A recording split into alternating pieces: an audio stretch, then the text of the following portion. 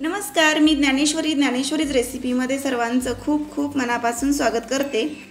आज आपण भरपूर अशा टिप्स बघणार आहोत ज्या खूपच यूजफुल आहेत। क्लिनिंगच्या काही टिप्स आहेत। दात घासण्याशिवाय टूथपेस्ट आणि टूथब्रशचा अजून कुठे कुठे उपयोग होतो ते पण बघणार आहोत। त्यासोबतच नवीन बुक्स मुलांचे आलेले आहेत आणि त्याला कव्हर बसवले नसतील तर नक्कीच आजचा व्हिडिओ तुमच्यासाठीच आहे। खूपच यूजफुल आणि पैशांची बचत करणारा आजचा व्हिडिओ आहे, त्यामुळे नक्की कुठेही स्किप न करता बघा, पूर्ण व्हिडिओ बघा, कारण भरपूर टिप्स आहेत। त्याचे बारीक सारीक ट्रिक्स मी सांगितलेले आहेत जेणेकरून आपली पैशांची खूप बचत होणार आहे। पहिली टिप म्हणजे जुने बुक्स असतील तर ते लगेच तुम्ही न विकता अशा प्रकारे जुन्या एखाद्या बॅगमध्ये घालून ठेवा। मुलांच्या स्कूल बॅग घरामध्ये भरपूर पडलेल्या असतात, त्याचा उपयोग करा आणि त्यामध्ये जुने बुक्स व्यवस्थित भरून ठेवा। प्रोजेक्ट बुक असतील, ड्रॉइंग बुक असेल किंवा अजून कुठलेही बुक्स असतील तरी व्यवस्थित भरून ठेवले तर त्याचा वर्षभर फायदा आपल्याला घेता येतो। म्हणजे जेव्हा कधी आपल्याला गरज पडेल तेव्हा त्यातून बुक्स काढून ते मुलांना शिकवता सुद्धा येतं। पण त्या व्यतिरिक्त अजून अशा प्रकारचे स्टिकर आपण मुलांच्या प्रोजेक्ट बुकमध्ये चिटकवलेले असतात, तर तेव्हा ते बुक्स आपण जर डायरेक्टली विकून टाकले तर यामधले स्टिकरसुद्धा वाया जातात, विकले जातात, तर ते आपण विकत आणलेले असतात। विकत आणण्यासाठी पैसे खर्च तर करावेच लागतात। अशा प्रकारचे बुक्स जर आपण डायरेक्टली विकले तर मग हे अशा प्रकारे स्टिकर दरवर्षी आणण्यासाठी पैसे खर्च होतात।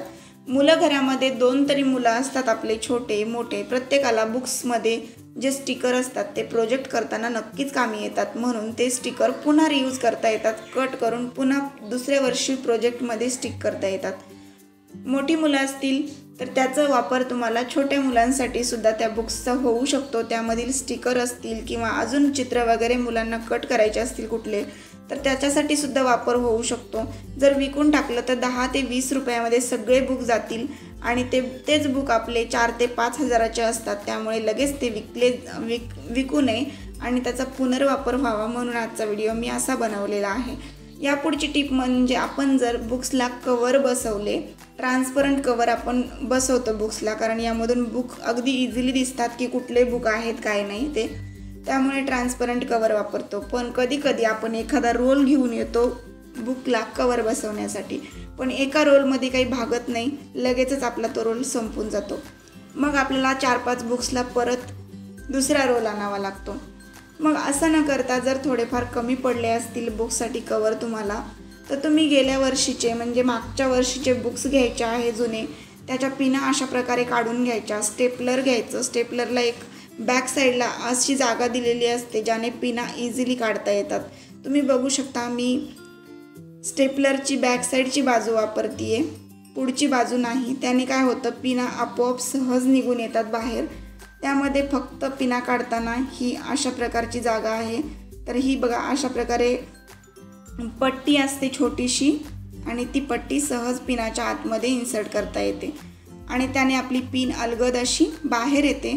मग अशा प्रकारे जर आपण पिना सगळ्या काढून ठेवल्या साईडला आणि त्या कचऱ्याच्या डब्यात टाकून दिल्या आणि या कवरचा रियूज केला तर नक्कीच छान होतो। हे कवर अजिबात खराबही होत नाहीत आणि थोडेफार डल झालेले असतील तर तुम्ही याला स्वच्छ करू शकता।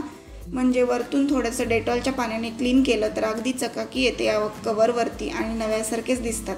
सगळ्या पिना मी सहज काढून घेतल्या आणि या कवरचा पुनर्वापर नवीन बुकसाठी केला। तुम्ही बघू शकता इझिली या पिना मी सहज काढलेल्या आहेत।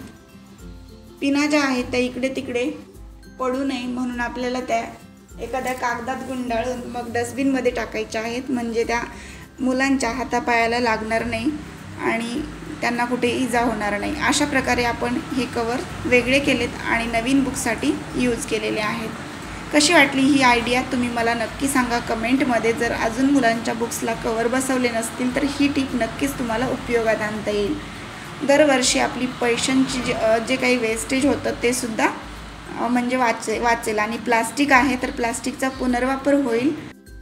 आता इथे जे काही माझे बुक्स 4-5 राहिले होते त्या बुक्सला मी जुनं कवर बसवून घेतलेलं आहे आणि बघा इथे नवीन कवरमध्ये आणि जुन्यामध्ये काहीही डिफरन्स दिसत नाही, अगदी नव्यासारखंच हे पण कवर आपलं बसवून झालेलं आहे। याला स्टेपलच्या पिना मारून घेतलेल्या आहेत स्टेपलरच्या फक्त एवढाच फरक दिसेल तुम्हाला कवरमध्ये की जे काही पिना मारलेले होल असतात ते थोडेसे दिसून येतील आणि त्या ठिकाणी पिन डबल न मारता थोडीशी साईडला मारायची आणि व्यवस्थित हे कवर पॅक करायचं आहे। तरी सेम पद्धतीने सगळे कवर मी बसवून घेते।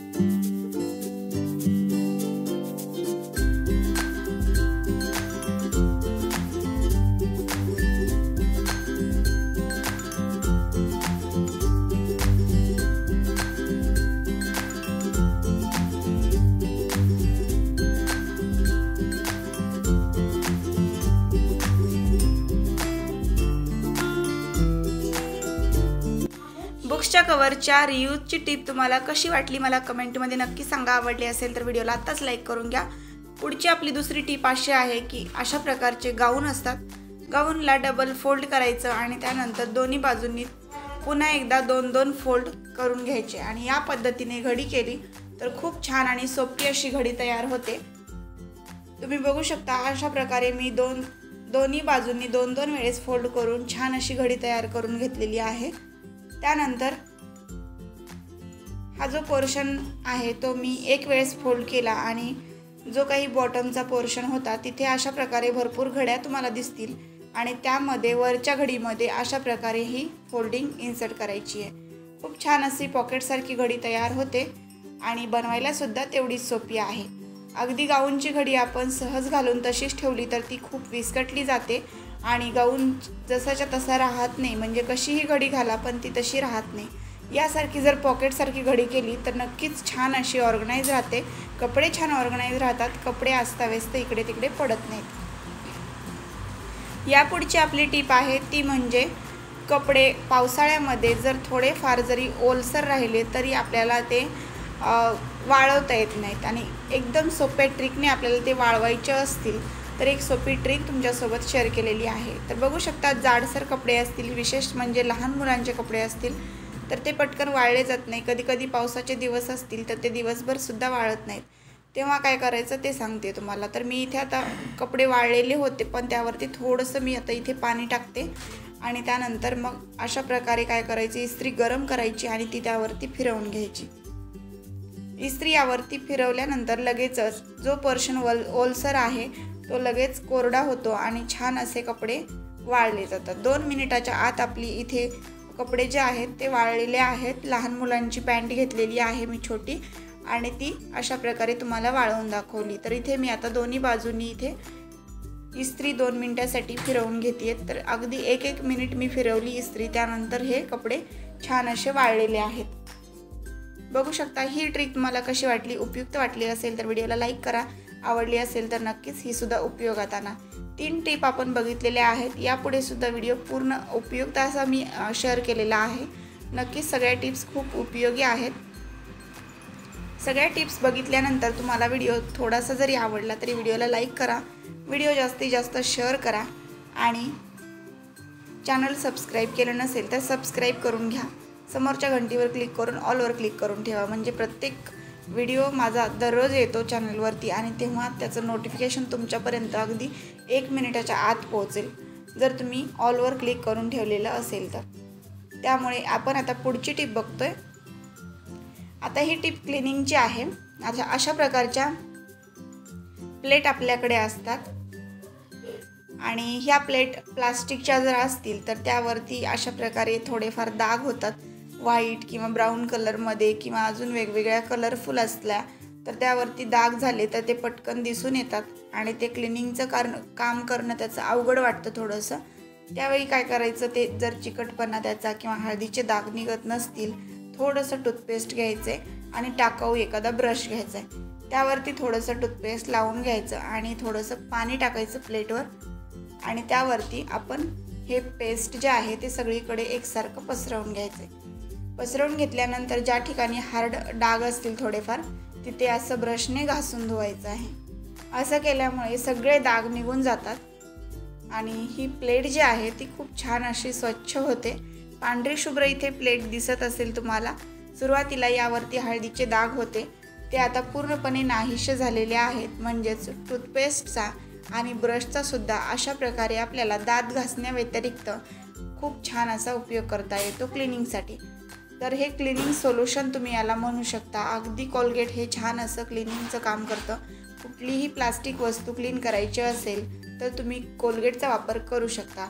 लाईटचे बोर्ड असतील ते सुद्धा कोलगेटने छान क्लीन होतात. त्यानंतर मिक्सर असेल तर मिक्सरला सुद्धा छान असं तुम्ही क्लीन करू शकता. खूप जास्त खराब झालेलं नसेल तर. खूप जास्त खराब झालं असेल तर मग हार्पिकने क्लीन केलं थोडंसं तरी पण चालेल. ही प्लेटसुद्धा प्लास्टिकची होती, पांढरी शुभ्र झालेली आहे.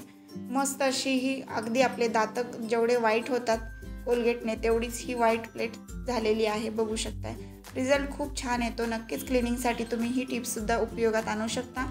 जर कप असतील व्हाईट कलरचे आणि ते तुमचे थोडेसे डल झाले असतील ते सुद्धा चांगले होतील. व्हिडिओ पूर्ण पाहिल्याबद्दल धन्यवाद.